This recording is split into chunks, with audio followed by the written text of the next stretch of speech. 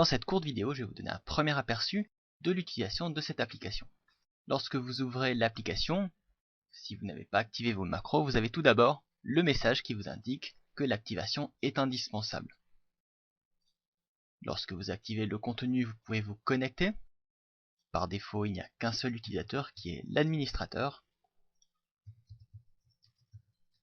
Et à ce moment-là, vous avez accès à vos feuilles, comme avec n'importe quel classeur. La petite différence, c'est que si vous vous connectez en tant qu'administrateur, vous avez une feuille supplémentaire qui vous permet de gérer les utilisateurs. Je vais ajouter une nouvelle feuille pour cet exemple que je vais appeler test. Je vais l'ajouter ici également pour l'avoir dans ma liste des feuilles à gérer. Et je vais également ajouter un utilisateur que je vais appeler démo avec un mot de passe. Et cet utilisateur démo, j'ai envie qu'il ait uniquement accès à la feuille test. Donc je vais mettre une croix, tout simplement. Maintenant, si je relance cette application,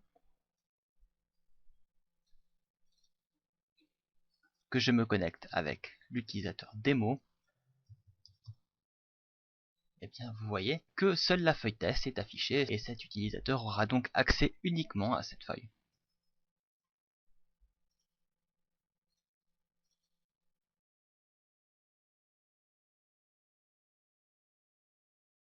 Vous pouvez ajouter autant d'utilisateurs que vous voulez. Vous pouvez également afficher l'historique, par défaut c'est désactivé, mais vous pouvez très bien l'activer. J'enregistre maintenant mon fichier. Bien, vous voyez que l'enregistrement a été ajouté à l'historique. Et dans cet historique, vous pouvez retrouver les connexions, qu'elles soient réussies ou ratées, les enregistrements et les fermetures de fichiers.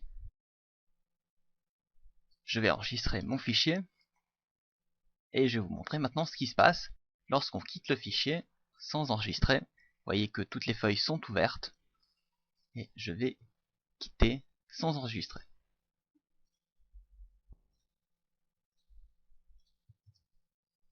Je vais relancer l'application sans activer les macros. Et comme vous pouvez le voir, malgré le fait d'avoir quitté l'application sans enregistrer, les feuilles sont tout de même cachées.